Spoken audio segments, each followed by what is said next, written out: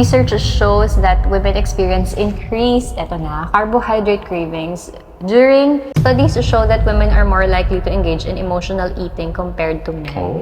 Ang dami palang nangyayari sa katawan natin, lalo na sa mga babae, no, kapag nag-hormonal fluctuation. This is Modern Tribe. Modern families, timeless principles. Hormones o disiplina. Bakit ka lagi nagka-crave? Last week, I had this honest question to you. So we were walking sa mall and then you saw something na very usual spot sa'yo, a dessert. And then usually, you would ask me to buy.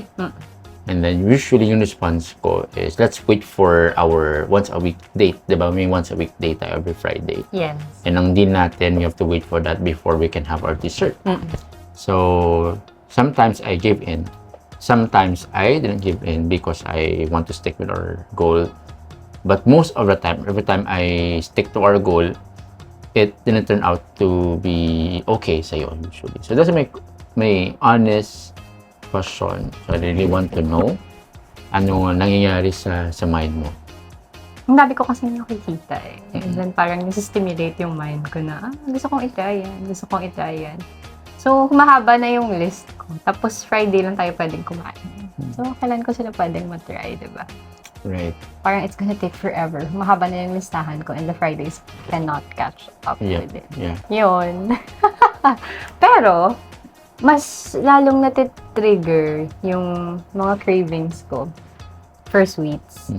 Napansin ko pag paparating na yung period ko. I noticed that, usually. Agree ka ba doon? Yeah. Oo. So, doon, Very unusual yung mga cravings mo every time. Wow, unusual. Usually, a week during your period, correct?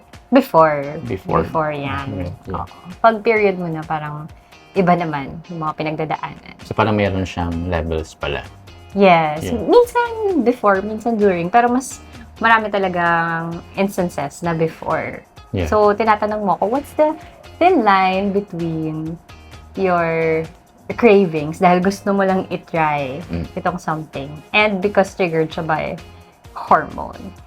Yan. Yeah. So, paano nga ba yung differences sa hormones natin, no, between men and women? Paano siya nakaka-influence ng food cravings natin? Ikaw, parang hindi ko na-notice na may cravings ka. Well, based on my experience, may mga cravings din ako. Especially dun sa mga season na sobrang stress. And kapag meron akong cravings, usually specific siya. I remember when we were in Bacolod, I had specific cravings towards back ribs. Alam ko yan. And chicken wings. Diba? So, leaning towards high sodium, high protein. Yung Baka cravings. na-miss mo lang. Cravings ba yun? Or baka na-miss mo lang? Kasi wala dito yung specific na back ribs Right. and wings na Might kumakain be. natin doon. Might be. If maalala ko siya, okay lang. Pwede lang ako malipasan ng cravings. And I didn't feel parang may frustration kapag hindi ma-feel yung ganong cravings. Kunwari, I'm craving for chicken wings. Tapos, right in front of me, meron tayong eggs at saka sardinas. If I eat that, I'm good after. Parang ganun yung feels ko. Okay. Yeah. So, yung cravings ko about stress naman, hindi siya ganun ka-strong na kapag ma-hit yung protein needs ko, usually nawawala naman siya. Pero may mga indulgences ako in the past, like yung extra sweet na mga like ice cream at saka mga chips. Yun, nag-indulge talaga ako doon when I was in my unhealthy lifestyle. Ngayon, I didn't crave for it na.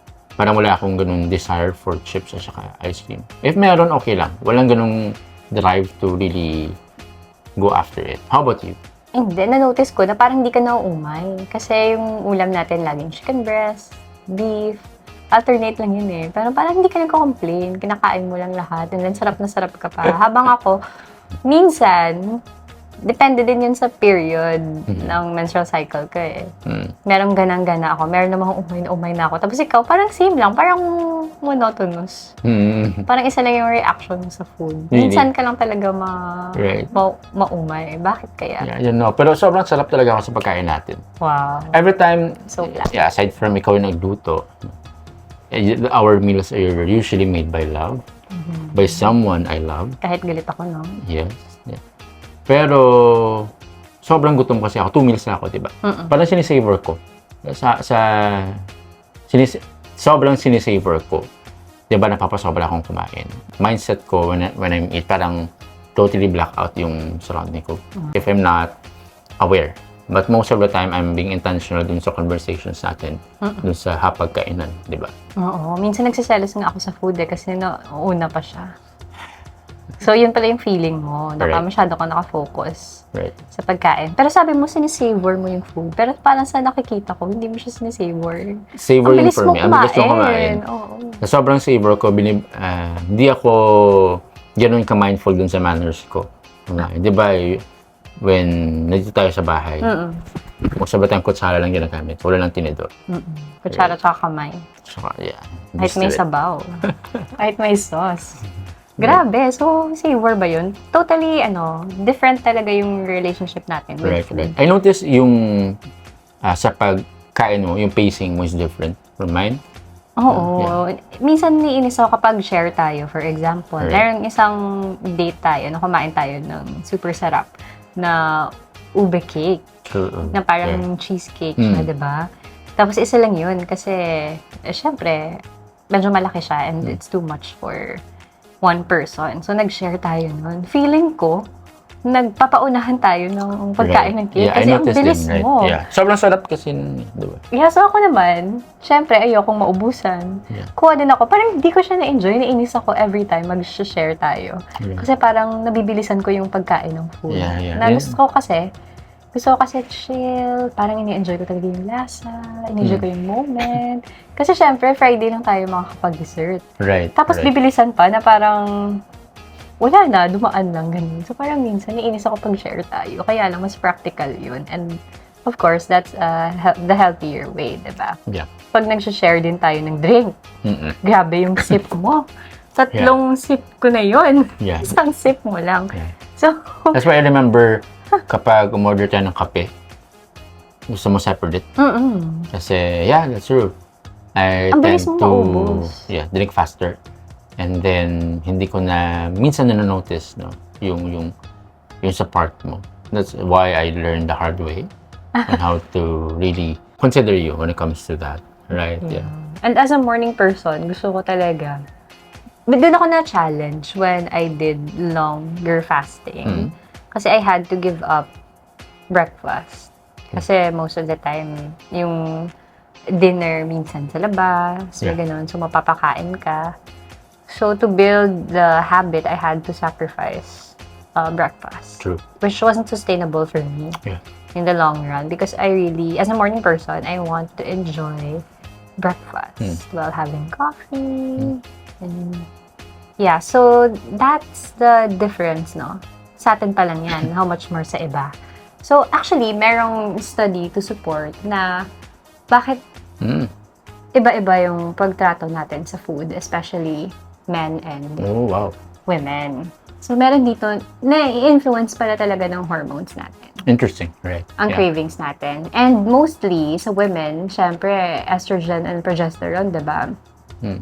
Research shows that women experience increased, carbohydrate cravings during the luteal phase, ito yung before yung period namin.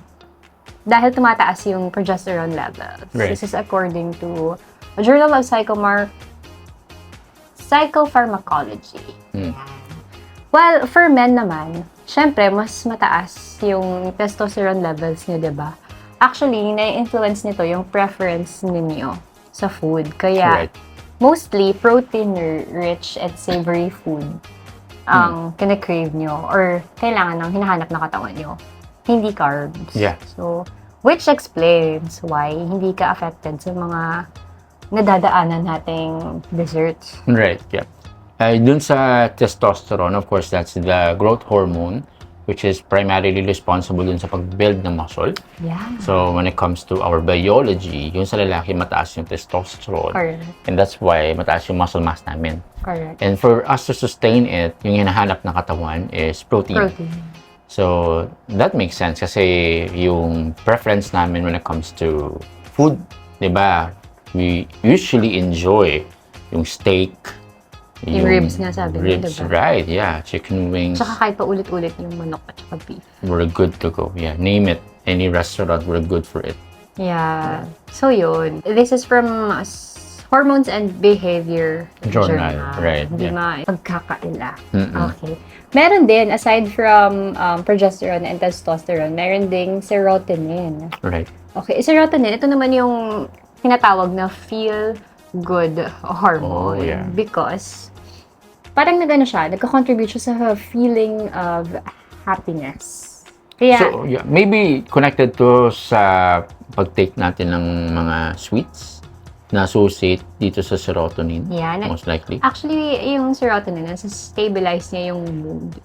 Okay mo. And kapag low siya, ito yung nag-give ng signal sa body natin na ma-depress and maging anxious. So, ano yung connection ng serotonin sa cravings? Actually, nire-regulate niya yung appetite natin. Oh, that's yung why. serotonin. Okay.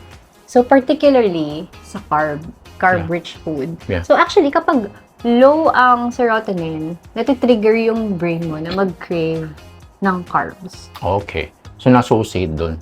Yes. And when you think of carbs, yung first that comes into our mind is either ice cream, pizza, Pasta. parang ganun, mga Dessert. loaded with carbs. And not just carbs, combination yun ng high sodium, high fat. Yes. Right. Yeah. But actually, carbs talaga yung natitrigger. Yung craving carbs. Actually, kapag period ng mga babae, bumababa yung serotonin levels. Oh. And kapag bumaba yung serotonin level, dun na natitrigger yung pag-crave ng That's why. carb. Kaya, na-notice mo, mas maraming bodybuilders na lalaki compared sa babae. Yeah. And sabi nila, it's a mental game daw. Oo nga naman, mental game nga naman kasi yung pag-release ng hormones, diba? Correct. Yung command center is the brain. So, biologically speaking, or naturally speaking, mas may advantage nga ang men knowing all these things, no? Parang ang unfair na na parang lahat ng hormones to your advantage. Well, if you compare that with your peers, no? Kasi yung the good thing about having categories at saka having competitions by different genders, success, because of course may difference when it comes to Biological. So, component. for the men category, of course, we have a different competition there. Purely for men. So, it has a different standard. Compared with women, of course, you have a different standard. And so, you compete with other women who have the same hormones, have the same body composition. So, I think you're doing well. Pero alam mo ba, meron akong nakausap na bodybuilder na kasama ko sa gym before. Kasi tinatanong ko siya, grabe yung fat percentage ng katawan mo. Parang ang baba talaga. Yeah. Of course, para lumabas yung muscles mo, di ba? So, tinatanong ko siya kung may irregularities ba sa period niya. And true enough, sabi niya, kapag paparating na yung competition niya, siguro mga 2 months before, hindi na siya dinadatnan. Wow, yeah. So, affected na yung hormones natin. Yung production, ganun, di ba? Because we don't get enough fat for women, which is necessary. Yeah. So, grabe talaga yung challenge para sa babae to reduce your body fat percentage. And did you know na yung stress can cause sa pagbaba ng serotonin? Kaya, nagsistress eat. Lalo na yung mga babae. So, related pala siya. If you feel stressed, bumababa yung Feel-good serotonin. hormone. Yeah, of course, because you don't feel good anymore. Yeah. So, kapag stress ka, yung serotonin bumababa, Yung craving, yung cravings mo, tumataas. you will associate yung feeling bad, feeling down, and you will think na the only thing that can lift you up is either ice cream or indulgences dun sa Yeah, parang ganun. because nga, tumataas yung craving ng body natin for carb when mababa yun. Yeah. Serotonin. That's why we associate it to stress eating. Yes. Oh, yeah. That's where Interesting. stress eating comes from. Meron pang isang hormone na nakaka-affect sa cravings. At ito ang pinaka-famous na dopamine. Oh, yeah. Dopamine is... Well, of course, dopamine is the reward center. So, di ba, when we play games, may reward system yan. Or we play sports. When you finish or maybe have a trophy, dopamine spike. And even in gambling at saka smoking, dopamine is also present. Yeah. So, with food, of course, you can associate that. Imagine a 8 to 5 work, a long laborious work, and then you look forward to that sandwich or burger. Yeah. You associate that as a reward for you and for your body. No? Yeah. Or maybe yung dessert after your meal, diba? You Oh, look yeah. forward to True. it. Yeah. And even drinking, like yung mga alcohol, drinking at saka indulgences every weekend. So that's also we call it most people will call it de-stressing. Ah, Right. yeah. So, if meron tayong stress eating, meron din tayong de-stressing. Right. But actually, we know na it's not really distressing because you're putting your body at risk. No, to be upfront, alcohol is a toxic to your body, so it won't really give you that kind of good reward to your system. Interesting kasi kapag yung brain natin or yung body natin nag-release ng dopamine, Right. nare-remember ng brain natin kung ano yung cause ng pag-release ng dopamine or the May reason pattern. why or how we feel good. So, yun nga, for example, every time na sweldo day, naalala ko before, we always look forward to eating out. Yun yung nagiging reward. So, kaya siguro, yung mga tao, they really look forward to sweldo day. Kasi nakaka-release siya ng dopamine, ng reward. Same is true siguro kapag Friday na. Very excited yung mga tao. Right. They feel na they will be rewarded with the weekend. Oh, yeah. Associate na ng brain nila, yun nga, yung pattern. Pag weekend, it's reward time. Right. When I was a teacher, I've been dreading to end the week. Like, Wow. Monday is the day in which yung stress ko Sinusumpa mo. is very high. Parang gloomy yung araw.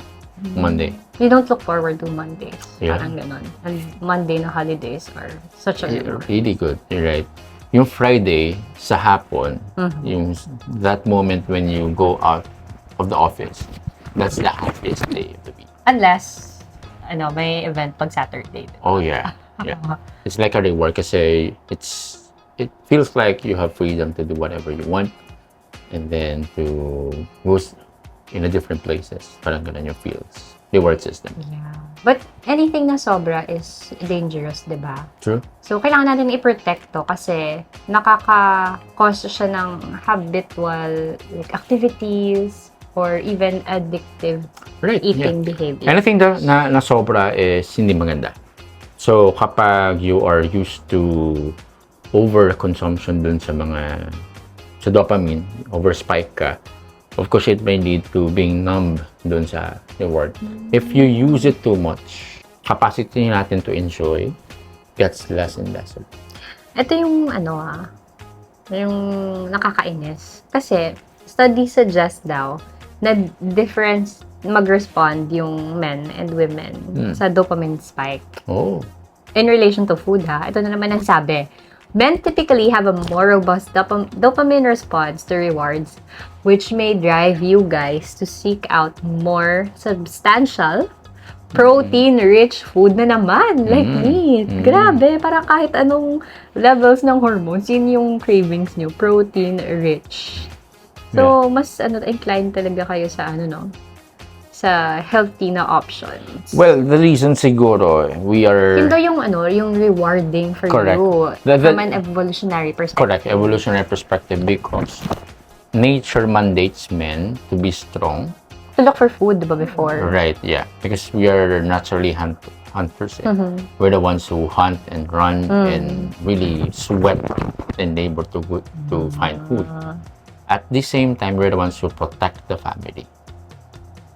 Tama? So, women, your body composition is designed really for childbearing. Yeah, to store fat. Store Enough fat. Yeah. yung estrogen nyo is mataas. And kapag mataas yan, it will also contribute dun sa Fertility. right? And also yung pag-build up ng fat, Yeah. which is very important for childbearing. Kaya lang, napapasobrahan. Correct. Kasi That's why nga, yung friend mo isa na mababa yung body fat, yung hormones na disrupted, yeah, yung nawala natural period flow niya is being disrupted as well. Correct. Now it makes sense. Yeah. Grabe, ang unfair. Dahil ba kinain ni Eve yung fruit? Matamis kaya yun? No, kaya nagsimula yun? Tanungin mo siya sa langit if yun nangyari. Yeah. Nako, nahihirapan ako na. Marami kaming nakapila. Okay. Sige, punta naman tayo sa after ng hormones, punta tayo sa metabolism. So, iba-iba din yung reaction ng bodies ng men and women when it comes to metabolism. Kaya yun nga, na-notice ko na mas disciplined yung mga lalaki sa pagpapalaki, pagpapa-firm or pagpapatone ng body. Tapos yung mga babae, parang it takes us time, longer than men to achieve our body goals. Parang ganun. May kinalaman yung metabolism dito. Might be. And what I can assume is, based sa conversation natin kanina, because mataas yung muscle mass namin, of course, yung metabolism mo will also increase. Of course, yung metabolism is yung capacity ng katawan mo to convert what you eat to energy. So, kapag mataas yung muscle mass mo, naturally, yung BMR mo or yung basal metabolic rate mo, or yung kapasidad ng katawan mo to burn calories even at rest. Let's say you're sleeping, you're sitting, you're just breathing, your body is still consuming, burning calories. Napaka-unfair talaga. So kapag mataas yung muscle mass mo, yung BMR mo mataas din. Meaning to say, you keep on burning calories more than the other sex. Alam mo ba na dahil dito, nasusustain ng men ang weight loss more effectively? Oh, yeah. Kasi nga, nasustore ng muscles niya, di ba? True. Wow, grabe, napaka-unfair. Well, of course, you can use that for your advantage. There are many men who have increased belly fat. Yeah, that's because they lack muscle mass. Correct. And also with their lifestyle din. So it is not a guarantee that you have this body composition, yung evolutionary perspective when it comes to your metabolism. It is not a guarantee that you will have a leaner, more muscle mass. Tama ba? Okay, kasi minsan nga yun nga, sobra yung consumption. Yeah, lifestyle pa rin.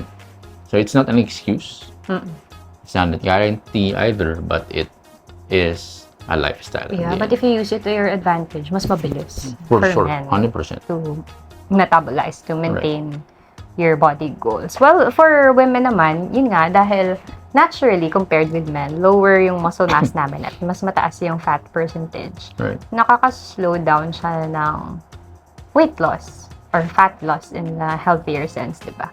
Kasi nga, we need the fats. Right.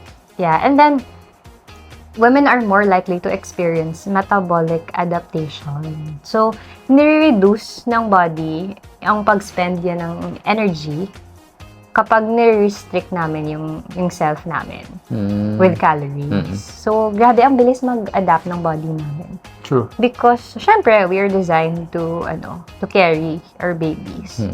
And in order for our bodies to survive, diba?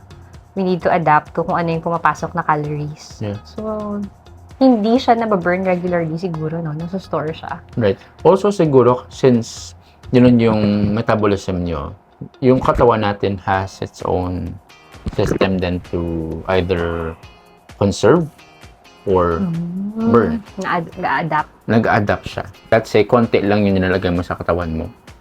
You are in a famine mode, naka-fasting ka, yung metabolism mo hihina. So, masisense sa katawan mo, oh, walang pagkain, walang energy. So, we will conserve Kailangan energy. ko makasurvive. Correct. I have this allowance, itong calories lang. So, I have to use it wisely. Pero meron tayong, diba, sa fitness, meron tayong mga terms na, speaking of calories, no, meron tayong terms na bulking and cutting. So, anong ibig sabihin nun? And why is it, parang mas common siya sa men compared sa women?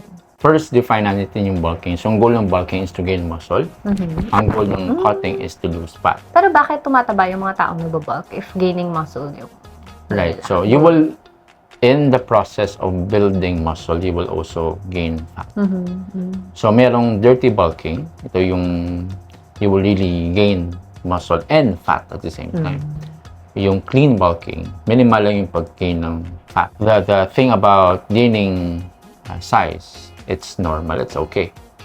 But samahan mo ng workout because your goal is to gain muscle. Kasi if you don't work out, you will only gain fat. Both. Losing fat, the same thing. Yung goal is to lose fat but also to gain muscle. So, samahan mo din ng workout. Bulking or cutting man yan. Priority yung protein at saka yung workout. So, you will gain muscle. Ikaw, parang napansin ko, ang bilis mong mag-shrink. Right. Well, How do you do that? yung activity ko is very high. So, as you see, consistent tayo sa workout, sa sauna, sa walking. And yung meals natin, dalawa yung sa akin. So, mabilis lang. And it worked well for me. Okay. Kasi yung sa akin, grabe, nung 2021 pa, that was 3 years ago, na-stuck ako dun sa 47 kilograms, Ang tagal kong, parang it took me 2 years para mag-increase ng 2 kilograms. And then eventually, nag-50. Parang ganun katagal. So, grabe, hindi siya mabilis. Hindi siya mabilis. Right? Oo. Sa inyo ba? Well, yun nga. Yung lifestyle ko din kasi, it's been years of testing and checking what works for me. So, iba-iba pala siya sa Right. per person. I've seen people who are faster than me when it comes to building their ideal body composition. I've seen others who are slower as well. So, the reality is, we cannot copy the pacing of others. Correct. We have to compete within our own pacing din.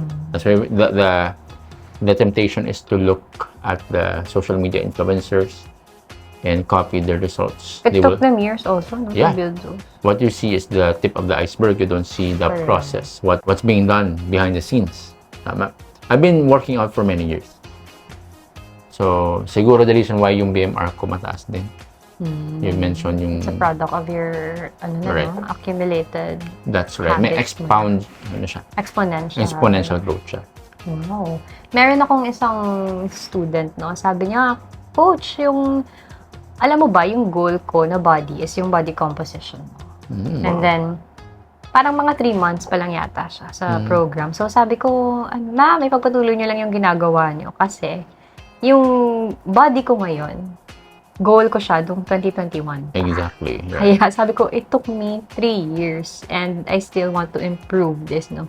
So, minsan kasi nagmamadali tayo without really understanding how our bodies work.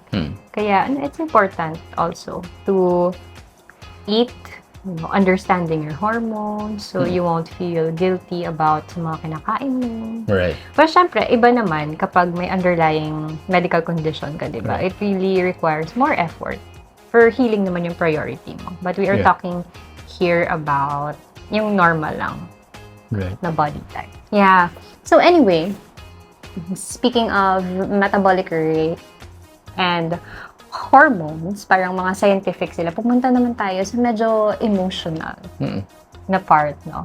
So, ano kaya yung mga ways na yung mga psychological factors like stress and yung state ng emotions mo, your emotional well-being, how do these things affect men and women's eating habits?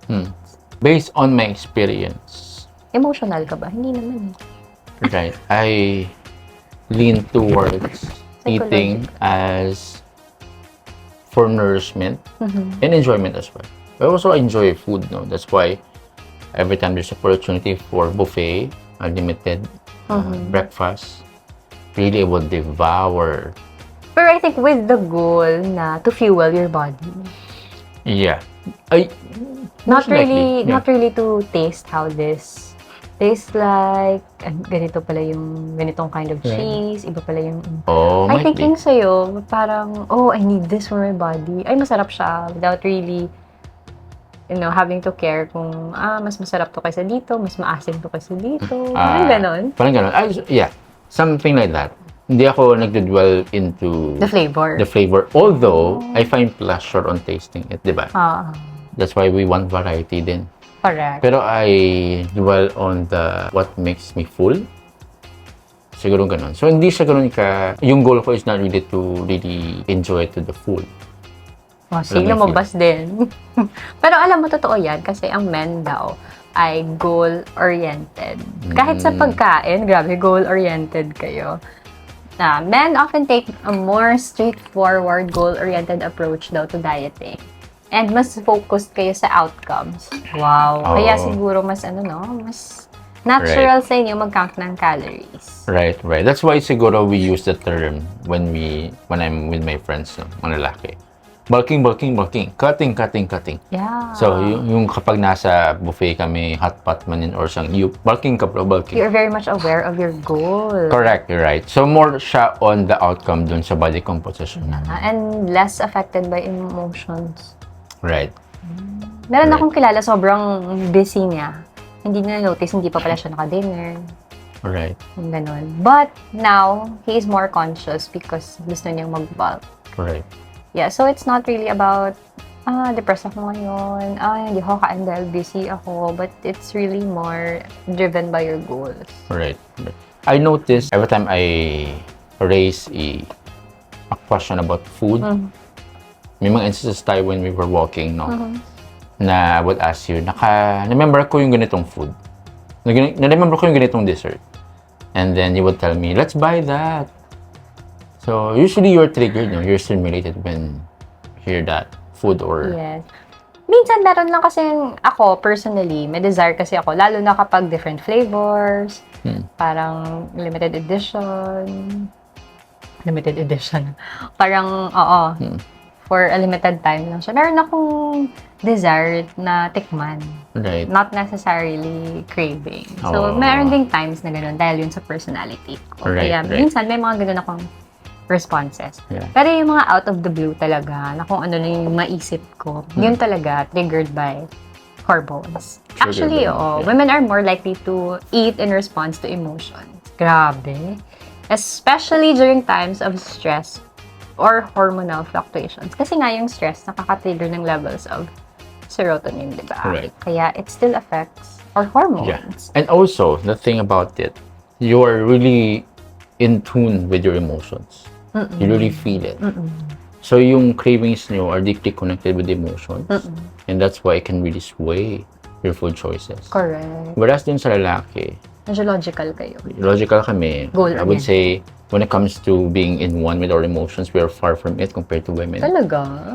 Yeah. So, might be the reason why our relationship with food is stable. It's not rising and falling because of that factor. It makes sense. Right? Objective kayo kahit sa food, no? Kami subject. Yeah. Parang ganon. Yeah. At saka, we are prone to pressure from societal norms. Kasi nga, may mga body standards. And yun na nga, the influence of social media. Grabe. This is beautiful. This is not. Parang... Well, I think same thing with men. We admire men who are really strong, have six-packs. But it's easy for you kasi nga, meron na kayong muscle mass and mataas yung testosterone levels niyo. Well, for you women... put the work. Yeah. It Yeah. takes time. It's not easy to build six-packs. But it's Kasi- even harder for women because of our body fat No, no. person. You're comparing kasi yung basis mo for that is men. Hindi. Yeah, May yeah. mga women kaya sa social media na may abs. Right. So, they make it look easy in social media, ha? So, yung audience tend to ask themselves, why is it hard for me? Bakit may mga babae ako nakikita nagsisix-pack, pero parang ang dali lang. Pero bakit ako nahihirapan?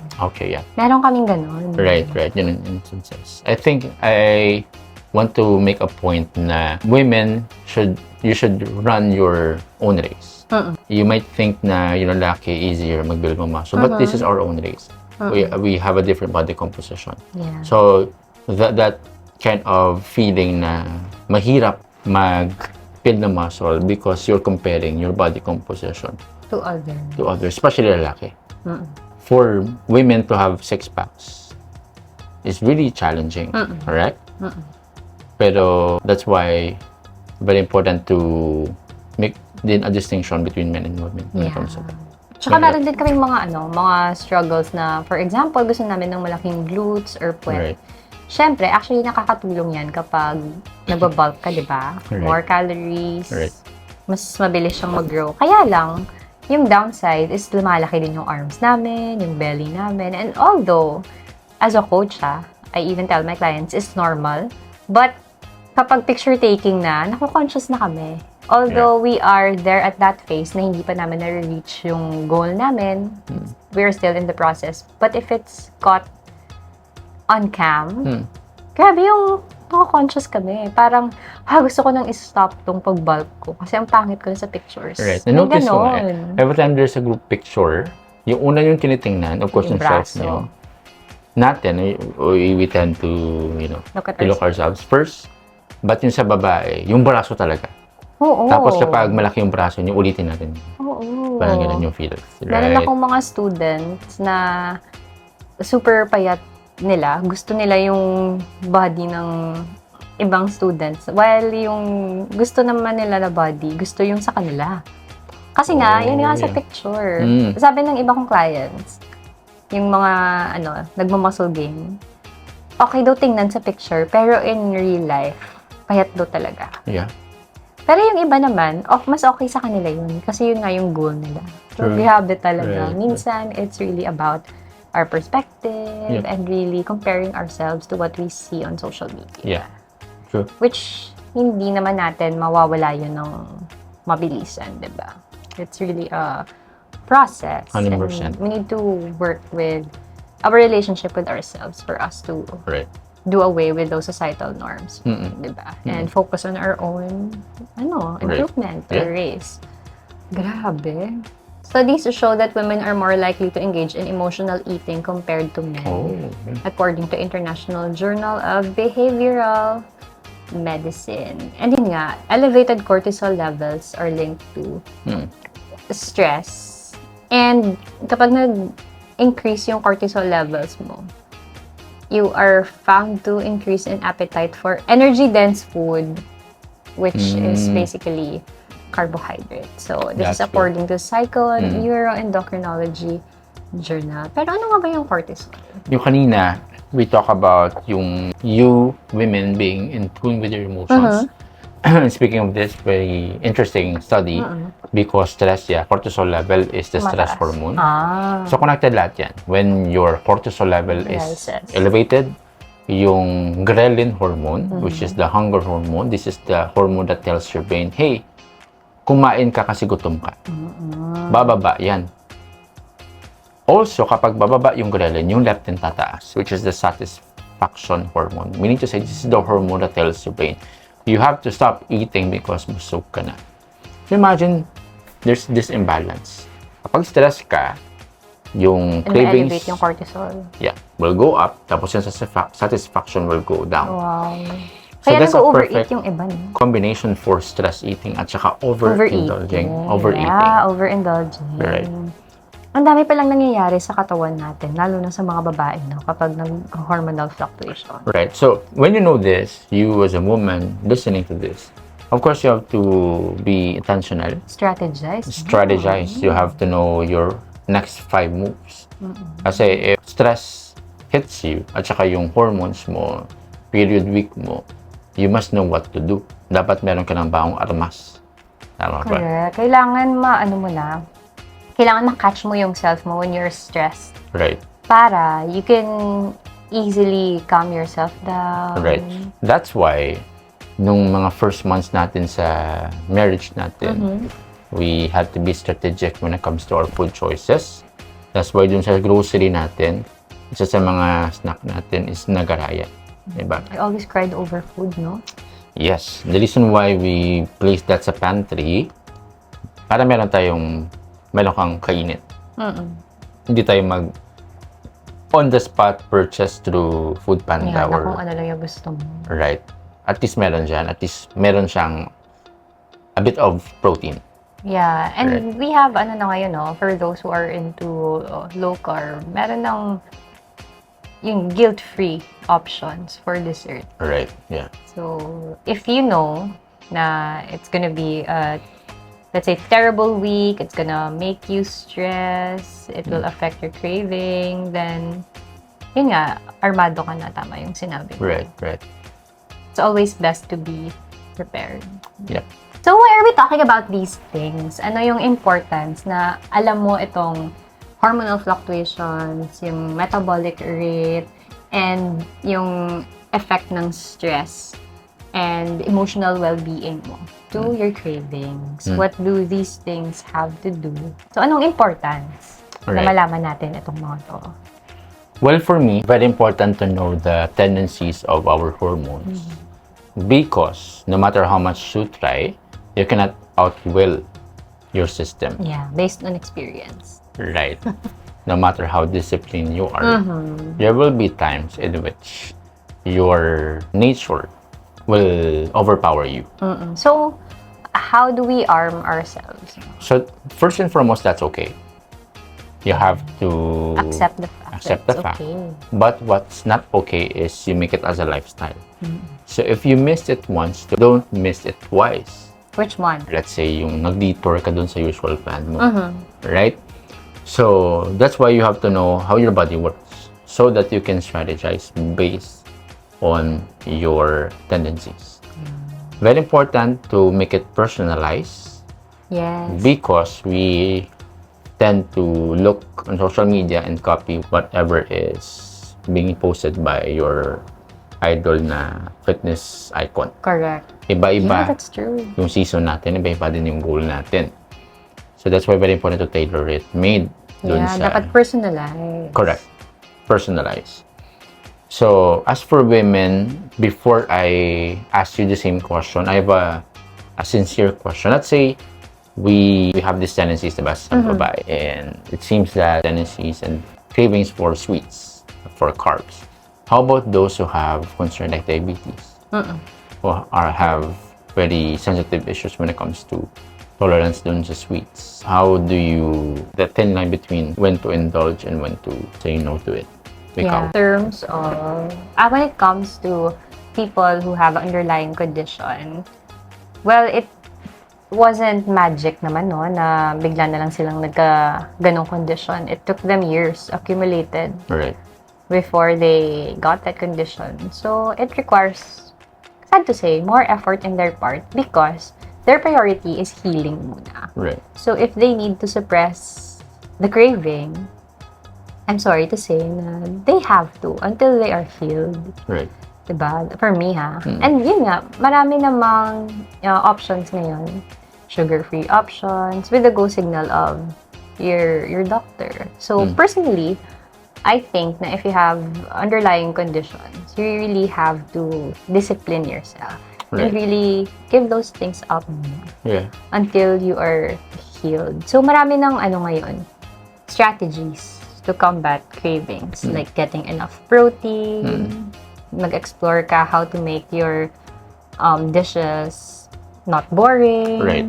Ganon. So, if you are really intentional and focused on your healing, I believe mo overcome mo yun. Kahit madapa ka man, let's say, once, again, sinabi mo, na don't miss it twice. Parang ganon. So, it's normal. But, if you're really struggling, my suggestion is to really partner with an expert. Like, consult your doctor always, have a coach for accountability, ganon. So, those are different naman na cases. I'm talking about those naman who are like normal yung blood sugar levels, walang underlying conditions. It's okay to plan your indulgences, diba? And I think na if it happens before your period, mas maganda na mag-invest ka sa mga weeks na hindi ka nagka-crave, diba? Mag-invest ka sa healthier options. Feed yourself with the right food, nutrition. Makakatulong yun sa pag-lessen ng cravings mo pag dumating na yung time na before your period. And sasabihin ko, nakalimutan. Mamaya na lang. That's a good tip, right? So, sa may mga medical conditions, especially if you have concerns with your blood sugar, of course, there is a smarter approach when it comes to your relationship with sweets. right? It should not be an excuse to you. And that's why very important na inform tayo when it comes to this. Now, the reason why we are talking about this because there's an practical application. As for you learning about these things, what's your game plan when it comes to your relationship with food? Sa mga weeks na hindi ako emotionally driven to eat specific food, I really have to eat the right kind of food. Protein-rich food that will make me full, give me more muscle mass. Not because I want to look like a man, no. But for me to be healthy, because we need muscles, diba, to protect our bones and to live long. Because our muscles improve our mobility. And our mobility or our movement, it's very important for longevity or for you to live a long quality life. So, if dumating na yung time na magka-crave ako, actually napansin ko when I started eating more protein-dense food, nalalasan yung cravings ko. And dun sa mga days na hindi ko na ma-meet yung protein requirement ko, dun tumataas yung craving ko. So, protein is very important. And also, when I started eating the right amount of protein daily, dun nagsimula yung nawala yung dysmenorrhea ko, yung muscle cramps. So, it's proven by studies and by experiences of a lot of people na eating nutrient-dense food can really help us with our craving. It will not make you perfect, no, na hindi ka na talaga kakain ng sweets. But it will show you a significant improvement in your craving. Nice. That's a good strategy. Ikaw, To look ahead. patanungin pa ba kita? Parang, I think I'll just you got live the life hack. to the full. Meron pa akong isisingit dun sa sinabi mong personalized diet. So, alam mo ba na ang personalized diet or nutrition plans na kinoconsider yung gender-specific cravings, it has shown 20% higher adherence rate compared to generic diet. So, nakakatulong talaga kapag para sa'yo talaga yung program. Right. Or yung plan. Diba? Customized, And right. tailored diets addressing specific cravings can lead to a 15% greater weight loss over 6 months. Wow. Kaya siguro, significant yung results ng mga students natin. Right. Because they are coached properly by somebody who does it Correct. well. Wow, Yeah. yeah. So, meaning to say, at the end of the day, it all boils down to your plan. They say the war is won not during the war, but in the general extent when you're planning for it. So, meal prep is also a good way to put. I learned a lot with our discussion. So, magandang hadikain. When you have cravings, you will point out to me Mas the studies. naiintindihan mo na ako, no? Right. Yeah, so to recap, of course, our hormones play an important role sa mga food na hinahanap natin. And yung metabolic response ng body din natin, it's also a little gender bias. But if you know your advantage as a man, then it will be of good use. And if kami namang women, we know our strengths and weaknesses, it will help us respond to our cravings properly. Right. Diba? For our own good. Ano pa ba yung pinag-usapan natin? Yung emotional well-being and stress, it's important to manage cravings. And of course, a personalized plan is very important Right. to live a healthier life, beating your cravings 100%. most of the time. Well, of course, if you have any questions, especially with our topic about fitness and health, feel free to connect with us. We have our coaching programs. I have my Facebook page, Coach Nino, and with me is also Coach Gisela. Facebook din active. Facebook. Right. So, we conduct one-on-one coaching, and saka we also have group coaching for those who want higher accountability. But you can also message Modern Tribe. Oh yeah, that's our page to help modern families to really be excellent in all these areas. This is Modern Modern Tribe, helping modern families. Embrace timeless values.